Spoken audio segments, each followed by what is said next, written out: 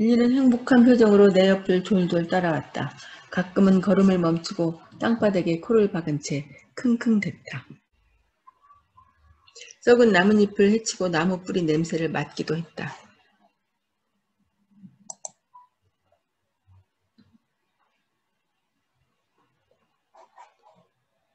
한 번은 공연히 땅을 파면서 흙이며 나뭇잎이며 잔가지들을 뒷다리 사이로 날려보내는 통에 토비와 함께 배꼽이 빠져라 깔깔거렸다. 윌리, 유머 감각도 탁월한 멋진 녀석. 마침내 고속도로가 눈앞에 보였다. 나는 신속하게 길가에 난 덤불로 납작하게 엎드렸다. 그리고 윌리의 배롱약 목걸이는 연결된 끈을 토비에게 건넸다. 이거 받아. 누나는 차가 오는지 살펴볼 테니까. 넌 그동안 이거 꼭 잡고 있어. 알았지? 나는 도로 양쪽을 다 둘러봤다. 차는 코빼기도 보이지 않았다. 안심하고 돌아봤더니 토비가 윌리를 품에 꼭 껴안고 앉아있었다. 나는 토비에게 마지막 지시를 내렸다. 좋아, 이제 잘 들어. 우리는 고속도로를 가로질러 뛰어가야 돼. 그 다음에는 건너편에 있는 빈 주차장을 지나가고 그 옆으로 숲속을 조금만 더 헤치고 들어가면 그 오래된 집이 있을 거야. 녀석은 결의에 찬 표정으로 고개를 끄덕거렸다. 나는 끈을 돌려받은 다음 고속도로를 향해 돌진했다. 윌리도 내 옆에서 껑충껑충 따라 뛰었다. 우리는 그 집으로 이어지는 자갈길 끝에 도달할 때까지 쉬지 않고 내달렸다. 윌리는 내내 이리저리 날뛰고 컹컹컹 짖고 나한테 뛰어오르고 아무튼 아주 신이 났다. 몇 번은 입으로 끈을 잡아채더니 휙 잡아당기기도 했다. 낡은 집 앞에 도착하자 윌리는 두 귀를 쫑긋 세우고 날 바라봤다.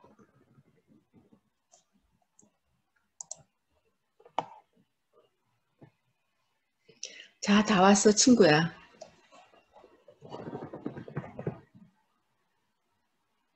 나는 녀석의 머리를 부드럽게 긁어주며 말했다. 윌리는 관자가 붙은 무너져가는 집을 한번 보고는 다시 나를 올려다봤다. 녀석이 무슨 생각을 하는지 알 것 같았다. 나는 녀석을 다독거렸다. 괜찮아, 윌리. 여기서 그리 오래 있진 않을 거야. 누나가 약속할게. 녀석은 고개를 빳빳이 들고 특유의 귀여운 모습을 내보였다. 녀석이 무슨 마법을 부리는지는 알 수 없지만 누구라도 이 앙증맞은 개를 보자마자 사랑에 빠지고 말 게 분명했다. 나는 흙바닥에 주저앉아서 윌리를 꼭 껴안았다.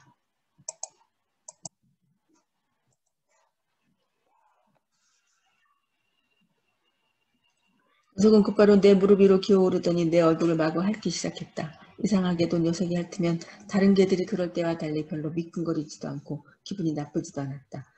여긴 유령이 나올 것 같아. 토비가 주위를 둘러보며 특유의 앵앵거리는 소리를 냈다. 내가 빨리 무엇인가를 하지 않으면 금방이라도 갓난아기 모드로 들어가 울음을 터뜨리거나 징징거릴 태세였다. 재빨리 녀석에게 임무를 주었다. 뒷베란다로 가는 길을 만들어 볼 테니까 내가 윌리를 보고 있어. 나는 끈적끈적한 가시 덤불과 덩굴을 미치고 가지를 똑똑 부러뜨렸다. 손에 닿는 건 다 밑으로 눌러 꼭꼭 밟아 다졌다. 그러고 나자 마침내 집 뒤쪽으로 향하는 길이 만들어졌다. 그것은 굉장히 음침해 보였다. 빽빽이 들어선 나무들 때문에 하늘이 한 뼘도 안 보일 정도였다. 자그마한 베란다가 집 뒤쪽에 간신히 붙어 있었다. 지금 당장 무너져 내린다 해도 전혀 이상할 것 같지 않았다. 계단과 베란다를 이루는 나무들도 거의 다 썩어버린 것 같았다. 베란다로 올라가는 나무 계단은 군데군데 틈이 많이 벌어져 있었다. 그나마 한 칸은 완전히 부서져 구멍이 휑하니 뚫려 있었다. 주번과 이어주는 방충망문은 경첩 하나에 의존해 대롱대롱 매달려 있었다. 토비 이리 와. 토비와 윌리가 집 모퉁이를 돌아 모습을 드러냈다. 토비는 뒷베란다를 보자 그 자리에 굳은 듯 서버렸다. 말도 안 돼, 누나. 저기에 윌리로 혼자 둘 수는 없어. 나는 토비를 타이르기 시작했다. 야, 내 말 들어봐. 여기보다 더 좋은 장소는 없어. 아무도 윌리를 못 볼 거야. 비가 온다고 젖을 염려도 없고 게다가 오래 있을 것도 아니잖아. 나는 토비의 얼굴을 살폈지만 내 말은 씨알도 안 먹힐 것 같았다. 그래서 학교 끝나면 우리들이 여기 와서 같이 있어줄 거요. 라고 덧붙였다. 토비는 두 눈에 그렁그렁 맺힌 눈물을 주먹으로 쓱 닦더니 나를 노려보며 말했다. 누나 진짜 못됐다. 이런 제기랄. 꼭 지금 그 말을 내뱉어야 해? 절대로 듣고 싶지 않은 말이었는데 왜냐하면 나 자신도 지금 딱 그런 기분이었기 때문이다. 맙소사, 난 정말 못됐다. 토비, 똑똑히 들어. 나는 녀석의 어깨 위에 두 손을 얹고 녀석의 두 눈을 정면으로 쏘아보았다. 넌 차 안에서 사는 게 지겹지도 않아? 토비는 고개를 떨구고 보일 듯 말 듯하게 끄덕였다. 진짜 집에서 살고 싶지 않아? 벽이랑 침대랑 침실이랑 모든 게 다 있는 데서? 또 끄덕끄덕. 그렇다면 엄마가 돈을 모으는데 우리가 보탬이 돼야 해. 그리고 이건 내가 생각해낼 수 있는 유일한 방법이야. 뭐 다른 방법 아는 거 있어? 나는 허리를 굽혀 토비와 눈을 마주치려 했지만 녀석은 고개를 푹 숙인 채 자기 발끝만 쳐다보고 있었다. 내 눈과 마주친 건 덥수룩하게 자라 추레하게 뻗친 녀석의 꼬질꼬질한 머리카락 뿐이었다. 그러니까 이럴 수밖에 없는 거야. 우리들이 윌리를 잘 돌봐주다가 가능한 빨리 집으로 돌려보내주는 거야. 그럼 우린 사리금을 받고 모든 일이 다 잘 풀릴 거라고. 나는 토비의 어깨를 잡고 흔들었다. 알아들었어? 하지만 토비는 내 말을 믿지 않았다. 느낌으로 알 수 있었다. 나도 내 자신을 믿을 수 없었으니까.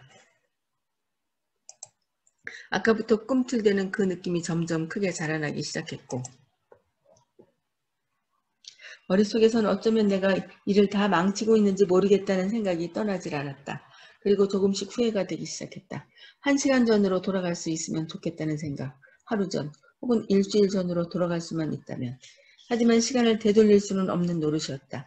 지금 나는 이 소름 끼치는 낡은 집 뒤에 서 있었다. 아무것도 모른 채 나를 말똥말똥 쳐다보는 이 귀엽고 앙증맞은 개와 함께 이제 내 계획이 더할 나위 없이 훌륭하다는 사실을 증명해내는 건 순전히 내 몫이었다. 나는 토비에게서 개 목걸이를 끈을 빼앗아 윌리를 데리고 삐걱거리는 계단을 올랐다. 여기 그렇게 나쁘진 않은데? 나는 베란다에 서서 토비를 향해 명랑하게 말했다.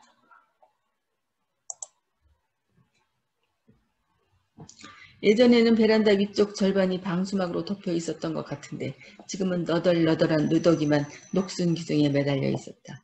바람에 날려온 나뭇잎과 솔잎이 베란다 바닥에 한가득 쌓여 있었다. 게다가 내 모퉁이는 축축한 곰팡이들 천주었다. 나는 조금이라도 깨끗한 공간을 만들어 볼까 싶어서 잎사귀 더미를 손으로 쓸어냈다. 그런 다음 무릎을 꿇고 두 손으로 윌리의 머리를 감싸놨다. 무서워하지 마. 알았지? 진짜로 금방 돌아올게. 아무 일 없을 테니 안심하렴. 나는 내 코를 윌리의 코에 마주대고 부비적거렸다. 에스키모식 인사. 윌리는 내 손에 둣밤을 맡긴 채 나를 가만히 올려다보았다. 그 눈빛은 내 말은 무엇이든 다 믿는다고 말하는 듯했다. 얘가 배고파지면 어떡해? 토비가 계단 아래서 소리쳤다. 배고파진다고? 이런 그 생각은 해보지 않았다. 걔를 훔치는 완벽한 방법에서 내가 놓친 것을 토비 녀석이 생각해내다니. 젠장, 젠장, 젠장. 안 들려? 윌리가 배고파지면 어떡하냐고. 토비가 목소리를 더 높였다. 다 생각해둔 게 있어. 나는 거짓말을 했다. 마당 머릿속은 윌리에게 무엇을 어떻게 먹일지에 대한 아이디어를 짜내느라 몹시 분주했다. 내가 매일 여기에 올 수 없게 되면 어떡하지? 걔가 아무것도 안 먹고 얼마나 버틸 수 있을까? 물은 토비가 갑자기 똑똑해진 모양이었다. 누나도 알겠지만 걔한텐 물이 필요해. 물이 없으면 율리가 죽어버릴지도 몰라. 시끄러워 토비. 이 말밖에는 달리 떠오르는 말이 없었다. 어쨌든 효과는 있었다. 토비가 입을 꼭 다물어버린 것이다. 하지만 그렇다고 내 기분이 나아지지도 않았다. 나는 끈을 분 손잡이에 묶고는 율리에게 작별 인사를 했다. 그런 다음 잡초와 찔레 덤불을 헤치면서 왔던 길로 되돌아갔다. 걷는 동안 토비가 말을 붙이지 않아서 다행이었다. 생각한 게 너무 많았기 때문이다. 율리에게 먹일 음식과 물에 대해 또 내가 이미 저질러버린 것에 대해 그리고 내가 앞으로 저지르게 될 짓에 대해 온갖 생각으로 엉망으로 뒤덮여 도무지 정리가 되지 않았다. 게다가 뱃속에서 조금씩 꿈틀대던 그 느낌은 이제 아이의 머릿속을 아프게 쥐어짜기 시작했다. 얘들아, 엄마 왔다. 엄마가 주차장을 가로질러 차를 향해 다가오고 있었다. 엄마가 뭘 좀 가져왔어. 열어보련 나는 엄마가 차창 너머로 건넨 스티로폼 상자를 열어보았다. 스크램블드의 에그와 팬케이크였다. 맛있는 냄새가 솔솔 풍겨왔다. 또 있지롱. 엄마는 장난기 가득한 표정으로 뒷좌석으로 종이봉투를 휙 던졌다. 토비가 봉투를 잡아챘다. 그러더니 봉투를 열자마자 환호성을 질렀다. 와! 도넛이다. 녀석은 하얀 가루가 뒤덮인 도넛을 허겁지겁 베어물다가 콜록콜록 기침을 했다. 녀석의 입에서 새하얀 슈거 파우더와 도넛 부스러기가 뿜어져 나와 사방팔방으로 흩어졌다. 더러워. 나는 청바지를 탁탁 털며 투덜거렸다. 엄마는 미끄러지듯 운전석으로 돌아와 백미러로 자기 얼굴을 요리조리 뜯어봤다. 이번 일은 꽤 괜찮은 것 같아 라고 말하면서 엄마는 손가락에 침을 묻혀 눈썹을 문질렀다. TV 엄청 후한데다 별의별 음식을 다 가져올 수 있거든. 음식이라고? 와, 이런 행운이 굴러 들어오다니. 이제 윌리 먹이 걱정은 할 필요가 없게 되었다. 나는 토비의 옆구리를 쿡 찌르고 엄지손가락을 번쩍 들어 보였다. 녀석은 눈썹을 치켜 세우며 영문을 모르겠다는 듯 뭐? 라고 퉁명스레 대꾸했다. 나는 손을 내저었다. 모르면 됐죠? 라는 뜻이었다. 하지만 그렇다고 물러설 녀석이 아니었다. 오히려 나에게 고개를 들이밀며 뭔데? 하고 속삭였다. 나는 설레설레 고개를 흔들고 손가락 2개를 입에 대고 지퍼 잠그는 신용을 했다. 말하자면 이런 뜻이었다. 조용해. 엄마 앞에서는 말할 수 없던 말이야. 하지만 이 눈치 없는 멍청이가 그런 신호를 알아챌 리 없었다. 아, 이 뭐냐고. 녀석의 목소리가 조금 커졌다. 방금 뭐라고 했니? 나는 토비의 발을 지그시 밟고 백미러를 통해 엄마한테 미소를 지어 보였다. 말 안 했는데? 나는 등받이에 몸을 기댄 채 팬케이크를 먹었다. 시럽에 푹 절어 있음에도 불구하고 그렇게 맛있을 수가 없었다. 팬케이크를 다 먹은 다음에 노트를 꺼내어 이렇게 썼다. 윌리한테 갖다 주게 도넛 좀 남겨놔. 나는 그 페이지를 옆 좌석으로 살짝 밀어넣고 또 한 번 토비를 쿡 찔렀다. 날 돌아보려던 녀석의 시선이 힐끗 노트로 향했다. 잠시 후 녀석의 얼굴에 미소가 번졌다. 오, 알았어. 뭐라고? 맥밀러 속 엄마가 다시 물었다. 나는 발꿈치로 멍청이의 발을 콱 밟았다. 아우. 녀석의 외마들 신음소리. 결국 엄마가 몸을 돌리고 말았다. 뭐 하는 거야, 둘 다? 나는 손바닥으로 노트를 가리고 엄마에게 순진무구한 미소를 지어 보였다. 아무것도 아니에요. 아니긴 또 뒤에서 투닥거리던데? 하지만 엄마는 별로 신경 쓰는 것 같지 않았다. 곧바로 차를 세워줄 곳을 찾아야겠구나 라고 중얼거린 것을 보면 말이다. 나는 토비를 째려보았다. 걔를 데려온 지 하루도 채 지나지 않았는데 이 멍청이는 벌써부터 엄마한테 들킬 준비를 하고 있었다. 오늘 우리가 한 짓을 엄마가 알아채지 못하게 하는 게 오히려 기적일지도 몰랐다. 하지만 어쨌든 아직까지는 모든 일이 순조롭게 풀리고 있었다. 나는 윌리를 무사히 훔쳤다. 녀석을 숨길 장소도 마련했다. 엄마가 커피숍에서 일하면서 공짜 음식도 얻게 됐다. 이제 남은 일은 윌리 몫의 음식을 몰래 내 가방에 챙겨넣는 일뿐이었다. 나는 노트를 무릎 위에 올려놓고 걔를 훔치는 완벽한 방법 페이지에 4월 18일이라고 적었다. 그 밑에는 이렇게 써내려갔다. 제5단계. 걔를 훔친 다음에 해야 할 일들. 1. 걔가 무서워하지 않게 잘 돌보고 아껴준다. 2. 걔가 나를 좋아하도록 잘 놀아준다. 3. 비가 내려도 적지 않는 안전한 장소에 두어야 한다. 4. 걔가 도망가지 못하게 끈이나 밧줄로 묶어준다. 5. 걔에게 음식과 물을 준다. 이런 물이 있었구나. 그걸 까먹고 있었네. 그렇지만 물이 없다고 그리 큰 문제가 생길 것 같지는 않았다. 그래도 5번 항목 옆에 물음표 표시를 해두었다. 잊지 않고 방법을 찾기 위해서 말이다. 그날 밤은 도무지 잠이 오지 않았다. 빗방울이 불규칙하게 차 지붕을 때렸고 빗줄기가 차창을 따라 주르륵 흘러내렸다. 차 안이 너무 더워서 차창을 조금 열었더니 금세 빗방울이 얼굴을 때리고 베개를 적셨다. 엄마와 토비는 새끈새끈 잘만 잤다. 나는 둘의 숨소리를 들으며 일일을 생각했다. 비 때문에 겁을 집어 먹었으면 어떡하지? 고개를 빳빳이 들고 온몸을 흔들어대는 녀석의 모습이 눈앞에 선했다. 윌리 무서워하지 마. 나는 고요한 밤 공기에 대고 나지막히 속삭였다. 차창에 김이 잔뜩 서려 있어서 밖이 전혀 보이지 않았다. 나는 차창에 손가락으로 윌리라고 써봤다. 큰 하트로 그 글씨를 감싼 다음 손바닥으로 쓱싹쓱싹 지워버렸다. 그리고 다른 생각도 모두 지워버렸다. 다음날 아침 반짝 눈이 떠졌다. 크리스마스 아침처럼 설렘, 흥분이 밀려왔다. 오늘은 윌리를 찾는 사례금 전단지가 붙는 역사적인 날이다. 엄마가 아이스박스에서 꺼낸 물로 양치질을 하라고 말하고 차 안에서 립스틱을 바르고 시장을 하는 동안 나는 빈 페트병에 물을 채워 가방에 집어넣었다. 그리고 가방 안에 미리 넣어둔 윌리를 위한 음식들을 다시 확인했다.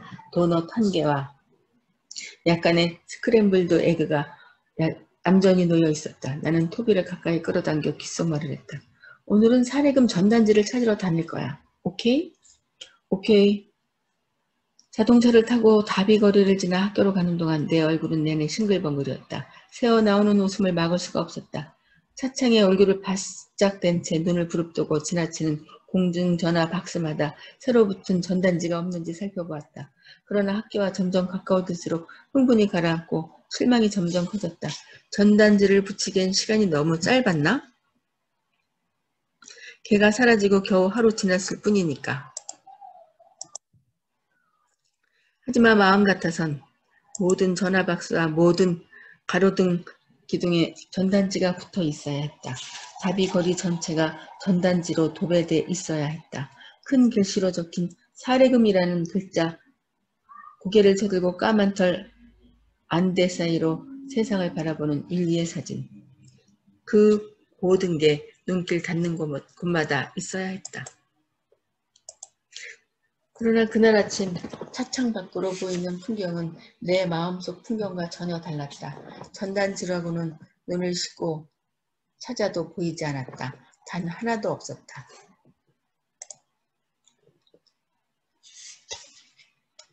그 어느 곳에도 없었다. 나는 부풀어오는 실망감에 애써 누르고 인내심을 갖자고 스스로를 타일렀다. 방과 후에는 전단지가 붙어 있을 거야, 분명히.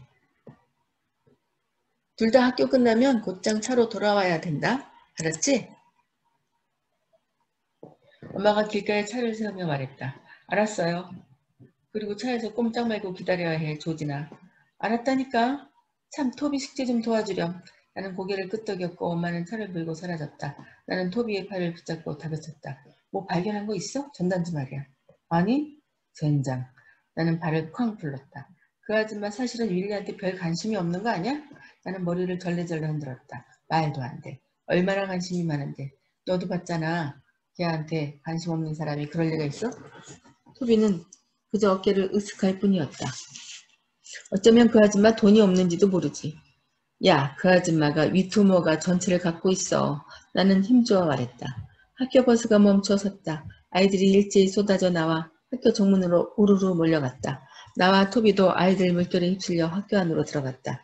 잘 들어, 토비. 학교 끝나고 국기 개양대에서 만나자. 윌리한테 음식 갖다 줘야지. 그 다음에는 사례금 전단지를 찾아봐야 하고 오늘 오후쯤이면 분명히 전단지가 붙어 있을 거야. 엄마가 차 안에서 꼼짝 말랬잖아. 나는 눈을 부릅뜨고 토비를 쏘아봤다. 엄마는 우리가 뭘 하는지 모를 거야. 커피숍 안에 계실 테니까. 토비는 내게서 떨어져 자기 교실 쪽으로 갔다. 나는 그 모습을 물끄러미 바라보았다. 녀석의 옷은 주름투성이었고 머리카락도 길게 자라 지저분하게 엉켜 있었다. 누가 봐도 불쌍한 몰골이었다. 문득 나도 남들한테 그렇게 보이는지 궁금해졌다. 담임 선생님은 편지를 부모님께 전했느냐고 나에게 100만 번쯤 물으셨고 나 역시 100만 번쯤 거짓말을 했다. 네, 전해드리긴 했는데요. 엄마 아빠가 진짜로 엄청 바쁘시거든요. 조만간 아빠가 선생님께 전화 드린다고 하셨어요. 그래 이거야. 꽤 훌륭한 거짓말이라고 나는 생각했다. 하지만 담임 선생님에게 거짓말을 할수록 마음이 불편해졌다. 화이트 선생님은 내 인생 최고의 선생님이다. 내가 닭튀김 기름이 묻어있는 과학 보고서를 그대로 제출했을 때도 화를 내지 않으셨다. 보스턴 차 사건에 대한 연극을 할 때 우리 반에서 유일하게 나만 의상을 챙겨 입지 않았는데도 선생님은 단 한마디도 나무라지 않으셨다. 그리고 내가 눈곱만큼도 아프지 않다는 걸 알면서도 양호실에 보내주셨다. 그러나 편지에 대한 문제만큼은 나도 어쩔 수가 없었다. 거짓말이 아니면 뭐라고 대답할 수 있겠는가. 루에는 하루 종일 나와 단 한마디도 섞지 않으려 한다. 나는 어제 입었던 옷을 그대로 입고 있었다. 그날 아침 내가 교실에 들어서자 내가 슬며시 얼굴을 찡그렸던 것 같다. 휴식 시간 리자가 루엔을 쿡 찌르더니 날 손가락으로 슬쩍 가리킨 것도 같다. 내가 지나갈 때마다 애들의 내 이름을 들먹이며 킥킥대고 쑥덕쑥덕 하는 걸 들은 것도 같다. 누가 신경이나 쓴대? 정말이었다. 나는 그 애들에게 관심을 끈 지 오래였다. 심지어 루엔도 관심 대상에서 지워버렸다. 요즘에 나는 차 안에서 살게 되기 전까지는 상상도 못했을 일들을 아무렇지도 않게 해치우곤 했다. 그것 때문에 아이들이 서로의 옆구리를 쿡쿡 찌르며 나를 비웃는 것일 테지. 가령 나는 멜리사 개빈이 반쯤 먹다 버린 그라놀라 바를 쓰레기통에서 꺼내 윌리용 음식 봉지에 담았다. 제이크 샘슨이 나더러 거지라고 놀렸지만 나는 입을 꾹 다물고 아무렇지도 않은 척 내 자리로 돌아와 앉았다. 학교 일과가 끝난 후 나는 기대 아래에서 토비를 기다렸다. 우리는 함께 윌리를 보러 낡은 집으로 향했다. 토비가 가방이 너무 무겁다는 둥 발이 너무 아프다는 둥 내내 징징거렸지만 나는 간단히 무시해버렸다. 길 옆에 플라스틱 마가린 통이 있기에 주워서 셔츠 끝자락으로 먼지를 닦아냈다. 이건 윌리 물통으로 써야겠다. 나는 마가린 통도 가방에 쑤셔 넣었다. 토비는 자갈길을 걸어가는 동안 계속 천천히 좀 가라며 보탰다. 그러더니 부주의하게 진흙탕을 탁 밟아버렸다. 신발이 흠뻑 젖고 진흙이 다리에까지 튀었는데 딱히 신경 쓰지도 않았다. 어쨌든 나는 속도를 늦추지 않았다. 조금이라도 빨리 윌리한테 가고 싶었다. 보고 싶어서 죽을 지경이었다. 윌리가 완전하게 있는 모습을 두 눈으로 봐야 직성이 풀릴 것 같았다. 집 모퉁이를 돌자 뒷 베란다에서 조그맣게 낑낑거리는 소리가 들렸다. 잠시 후 방충망 사이로 비죽이 내민 윌리의 머리가 보였다. 어찌나 반가운지 심장이 가슴 밖으로 튀어나올 지경이었다. 녀석은 나를 보자마자 온몸이 다 흔들릴 정도로 꼬리를 마구 흔들어댔다. 세상에서 가장 행복한 개의 모습이었다. 잘 있었니 친구야? 나는 베란다 계단을 한다름에 뛰어올라가 윌리를 힘껏 끌어안았다. 녀석은 내 얼굴을 구석구석 정신없이 핥았다. 배고프지? 라고 물어보며 가방을 여는데 음식을 꺼내기도 전에 녀석이 털복숭이 코를 가방 안으로 꾸역꾸역 들이밀었다. 여기 있어. 나는 가방 속에서 음식을 꺼내주었다. 윌리는 벌신 들는 채 계란과 도넛 등등을 먹었다. 배가 많이 고팠나 봐. 토비가 말했다. 나는 윌리의 등을 계속 손으로 문질러 주었다. 녀석은 약간 젖어 있었고 좀 고약한 냄새가 났지만 전체적으로 괜찮아 보였다. 나는 물이 든 탄산수 병을 열고 마가린 통에 물을 조금 부었다. 윌리는 금세 마가린 통에 달려들어 활짝활짝 물을 마셨다. 좀 뛰어놀게 해줘야 할까봐. 하지만 도망가면 어떡해? 그러니까 줄을 잘 잡고 있어야지 멍청아. 나는 문 손잡이에 메어둔 끈을 풀었다. 가자 윌리. 토비와 나는 돌아가며 윌리와 함께 집 주위를 뛰어다녔다. 윌리는 진흙창도 아랑곳 않고 뛰었다. 가끔씩 멈춰서서 온몸을 푸르르 터는 통에 우리 몸에도 온통 진흙이 튀었다. 녀석은 웅덩이 물을 양껏 마시기도 했다. 하지만 대부분은 그냥 사방팔방으로 뛰어다니면서 활짝활짝 뛰고 행복하게 왈왈 짖었다. 녀석을 쫓아다니려면 우리 둘 다 사력을 다해 뛰어야 했다. 안 그러면 녀석이 끈을 끊어버릴 수도 있었다. 그만하면 충분해. 나는 솜을 몰아쉬었다. 윌리도 혀를 깨물고 헉헉 대다 내 앞에 얌전히 앉아 있었다. 녀석은 두 눈을 반짝이며 나를 올려다 보았다. 뭔가를 바라는 듯한 눈빛이었다. 나는 무릎을 꿇고 녀석의 귀 뒤쪽을 살살 긁어주었다. 아무 걱정하지 마. 금방 집으로 돌아갈 수 있을 거야. 내가 다정하게 말하자 녀석의 거친 숨소리가 잦아들고 두 귀가 종긋 썼다. 녀석은 앞발을 내 무릎에 올려놓았다. 그 모습을 보고 토비가 속삭였다. 이 녀석 정말 귀엽다. 그치? 정말로. 나는 윌리의 앞발을 툭툭 두드렸다. 마음 한구석이 찌르르 아팠다. 내가 한 짓은 정말로 큰 잘못일까? 아니면 아주 약간만 잘못일까? 나는 윌리의 앞발을 땅에 가만히 내려놓은 뒤 자리를 털고 일어섰다. 머릿속에서 커져가는 생각들을 모두 억누른 채 딱 한 가지 생각만을 남겨두어야 했다. 내 머릿속에 집어넣을 수 있는 생각은 단 한 가지뿐이었다.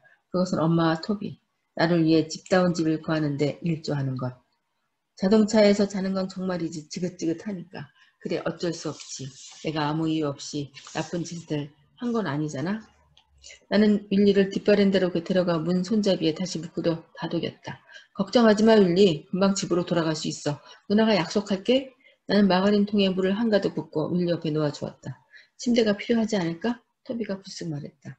나는 낡고 누추한 뒷베란다를 물끄러미 바라보았다. 토비 말이 맞았다. 베란다는 눅눅하고 더러운 데다 나뭇잎과 잔가지로 뒤덮여 있었다. 수건 같은 걸 가져와서 침대를 만들어줬어야 했다.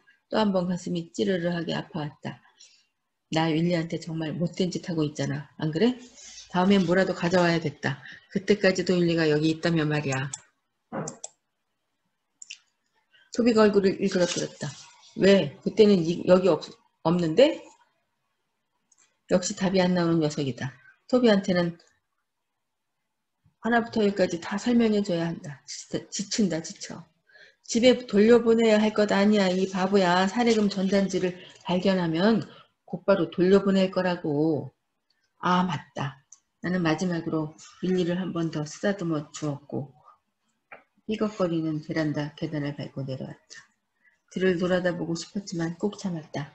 자기 혼자만 남겨두고 가버리는 날 오두커니 바라보는 그 조그만 녀석의 시선을 견딜 자신이 없었다. 나는 가시덤불을 헤치고 길 쪽으로 나왔다. 하지만 윌리가 구슬프게 짖는 소리가 내 뒤통수를 잡아 끌었다. 난 아무 소리도 못 들었어. 혼자 중얼거려 보았다. 난 나쁜 사람이 아니야 라고 스스로 위로했다. 이건 멋진 계획이야. 결국은 모두 다 행복해질 거야. 머릿속으로 끊임없이 되뇌었다. 이렇게 생각하다 보면 다 진실이 될 거라고. 나는 그렇게 믿고 싶었다.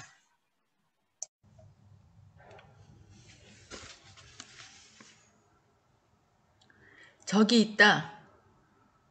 나는 전속력으로 길을 건넜다. 윌리 거야? 토비도 소리치며 허겁지겁 나를 따라왔다. 나는 실눈을 뜨고 공중전화 박스에 붙은 전단지를 자세히 살펴보았다. 아니, 나는 전화박스 안에 주저앉아 두 손으로 턱을 괴었다. 다른 고양이네. 어제 이후로 우리가 발견한 전단지라고는 잃어버린 고양이와 벼룩 판매에 관한 것뿐이었다. 토비가 내 옆에 앉았다. 잠시 후 녀석이 입을 열었다. 시내에 가서 찾아봐야 할까봐 이 주변에는 안 붙였을지도 몰라. 그런가? 하지만 말이 안 되잖아. 자기 동네부터 찾아보는 게 당연한지. 안 그래? 자기도 모르게 시무룩한 목소리가 흘러나왔다. 토비와 나는 다시 위트모가를 샅샅이 뒤졌다. 골목골목 구석구석 100만 번은 돌아다녔을 거다. 그러나 윌리를 찾는 전단지는 단 한 장도 없었다. 전혀 눈에 띄지 않았다. 그 아줌마는 어째서 전단지를 안 붙이는 걸까? 딱 한 번만 더 돌아보자. 위트모가 말이야. 내 말에 토비는 콧노래를 흥얼거리며 내 옆을 깡충깡충 뛰어다녔다. 걱정이라곤 눈꼽만큼도 안 하는 모양이었다. 윌리를 데려온 지 이틀이 다 되어가는데 내 마음은 바짝바짝 타들어가는데 처음에 그 아이디어가 떠올랐을 땐 개를 훔친다는 계획이 내가 생각해도 참으로 대단한 것 같았다. 내 머릿속에선 모든 계획이 더없이 완벽했다. 개를 훔친다. 전단지를 발견한다. 개를 집으로 데려간다. 사례금을 받는다. 행복하게 끝. 그러나 지금에 와서 보니 계획은 전혀 완벽하지 않았다. 위트모어가에 도착했을 때 나는 토비를 돌아보며 단단히 주의를 주었다. 명심해. 아무렇지도 않게 행동해야 해. 쭈뼛쭈뼛하거나 죄 지은 사람처럼 보이면 안 돼. 나도 알아. 우리는 길을 따라 어슬렁어슬렁 걸으면서 길 옆에 난간, 공중전화 박스, 가로등, 아무튼 전단지를 붙일 만한 곳은 모두 살펴보았다. 그런데 얼마 후 저 멀리 뒤편에서 누군가의 고함 소리가 귓전을 울렸다. 윌리! 토비와 나는 두 눈이 휘둥그레져 서로를 쳐다보았다. 어떡하지? 토비가 작은 목소리로 속삭였다. 내가 뭐라 답하기도 전에 그 뚱뚱한 아줌마가 우리를 향해 걸어왔다. 얘들아! 예. 나는 억지 웃음을 지어 보였다. 아줌마가 걸을 때마다 반바지 안쪽이 쓸리면서 슥슥슥 하는 소리가 났다. 불룩 튀어나온 배 위로 연분홍색 티셔츠가 딱 달라붙어 있었다. 심지어 발가락도 통통해서 노란색 고무 슬리퍼 옆으로 삐죽삐죽 튀어나와 있었다. 너희들 혹시 개 한 마리 못 봤니? 아줌마는 금방이라도 숨이 넘어갈 듯한 표정으로 가슴을 움켜쥐며 가쁘게 숨을 몰아쉬었다. 아니요. 토비가 손살을 치며 큰 소리로 대답했다. 나는 녀석을 쏘아보고는 아줌마에게로 몸을 돌렸다. 나는 눈썹을 모으고 최대한 걱정스러운 눈빛으로 물어봤다. 어떻게 생긴 개인데요? 크기는 요만한데 아줌마가 손을 들어 윌리의 크기를 가늠해 보여줬다.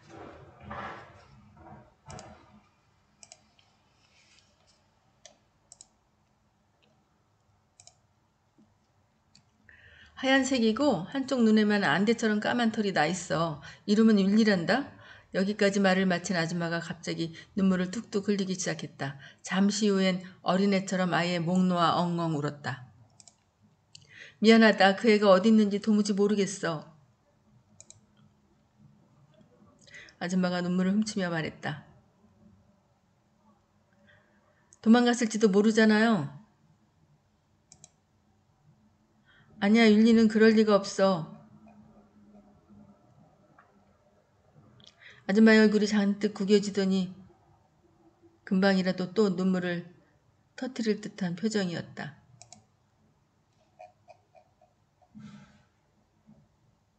그러더니 두 눈에서 기어이 눈물방울을 뚝뚝 떨어뜨렸다. 나는 죽고 싶은 심정이 됐다. 내 양심을 더 깊숙이 찌르기라도 하듯 아줌마가 울먹이는 목소리로 말했다. 우리 윌리한테 무슨 일이라도 생겼으면 어떡하니? 저 우리가 윌리 찾는 걸 도와드릴까요? 맙소사 자신을 말릴 틈도 없이 이 말이 먼저 튀어나와 버렸다. 아줌마는 코를 훌쩍이며 고개를 주걱거렸다. 그래줄 수 있겠니? 그럼요. 그치 토비? 내가 옆구리를 쿡 찌르자 녀석도 고개를 끄덕였다. 그럼요. 도와드릴게요. 아줌마의 얼굴에 미소가 피어올랐다. 아줌마는 반바지 주머니에서 휴지를 꺼내 들더니 팽하고 코를 풀고 다시 주머니에 집어넣었다. 죽은 깨 투성이의 벌건 뺨 위에 땀에 전 머리카락이 달라붙어 있었다. 너희 둘 다 여기 사니? 토비와 나는 서로를 쳐다보았다. 그런 셈이죠. 그러니까 네, 맞아요. 저쪽에 살아요. 나는 손가락으로 우리 차가 주차되어 있는 방향을 가리켰다. 거짓말은 아니지 않는가. 나는 바로 저기에 산단다. 아줌마가 윌리 사진 좀 보여줄게. 괜찮지? 우리는 아줌마를 따라 커다란 벽돌집으로 향했다. 현관문 앞에 도착했을 때 아줌마는 우리를 향해 고개를 돌리고 자기소개를 했다. 그나저나 내 이름은 카멜라야. 카멜라 위트모어. 전 조지나예요. 얘는 제 동생 토비고요. 그래 그렇구나. 일단 여기 있어보렴. 금방 돌아오마. 이 말을 남기고 아줌마는 어두운 집 안으로 사라졌다. 나는 현관 방충망에 얼굴을 들이밀고 안을 들여다보았다. 그 순간 심장이 쿵 내려앉는 것 같았다. 나는 얼굴을 더 바싹 갖다 대며 내가 본 게 맞는지 다시 한번 살펴보았다. 내 눈이 틀린 게 아니었다. 그 집안은 내가 상상했던 것과 조금도 같지 않았다. 며칠 전 위트모어가 27번지를 봤을 때 나는 휘황찬란한 크리스탈 상들리에와 호화로운 가구로 장식된 거실과 방을 상상했다. 장미꽃 모양수가 놓인 두껍고 부드러운 카펫을 그려보았다. 아름다운 그림이 걸려있는 벽을 떠올렸다. 심지어 은쟁반에 찻잔과 쿠키를 담고 나르는 한여까지도 기대했었다. 그러나 현관 방충망 사이로 내가 목격한 것은 어두컴컴하고 황량한 거실이었다. 그것도 폭탄이라도 맞은 듯 온갖 잡동사니가 널브러진 거실, 신문과 옷과 상자와 그릇들이 아무렇게나 쌓여 있는 거실, 샹들리에는 없었다. 고급 가구도 없었다. 저 안쪽 어두운 방에서 카멜라 아줌마가 조그만 은색 액자를 들고 나왔다. 이게 윌리야. 아줌마는 현관 베란다로 나와 나에게 액자를 건네주었다. 과연 액자 안에는 윌리가 있었다. 은색 테두리 안에서 나를 향해 귀엽게 미소 짓는 윌리. 정말 귀엽네요. 간신히 쥐어짜낸 목소리가 처음과 달리 바들바들 떨렸다. 아줌마는 고개를 끄덕이면서 눈물을 닦았다. 이렇게 귀여운 강아지는 처음 볼 거야. 어디 그뿐인 줄 아니? 똑똑하기는 또 얼마나 똑똑하다고? 아줌마는 내 손에 들린 액자를 흐뭇하게 내려다봤다. 숫자도 셀 줄 안단다. 믿어지니? 정말요? 토비가 놀란 목소리로 되물었다. 정말이야. 이 조그만 발로 숫자를 센단다. 이렇게 말이야. 아줌마가 손을 모아 허공에 대고 톡톡 치는 신용을 했다. 그래도 이게 어쩌면 길을 잃었을지도 몰라요. 토비의 말에 아줌마가 고개를 갸우뚱했다. 그럴까? 하지만 윤희답지 않은걸? 그 애는 이 동네를 훤히 알고 있단다. 동네 사람들 모두가 그 애를 잘 알고 있고. 아줌마는 내게서 액자를 받아서 흔들 의자 위에 내려놓았다. 어쩌다 대문이 열렸는지 모르겠어. 신문 배달원이 그런 거 아닐까요? 내가 넌지시 말을 꺼내자 아줌마가 고개를 흔들었다. 아니야, 그 사람은 그냥 대문 너머로 신문을 던져놓고 가거든. 내가 아는 곳은 모조리 가봤어. 동물 관리국에도 전화했고 동네 사람들에도 일일이 물어봤다. 이제 어떻게 해야 하는지 모르겠어.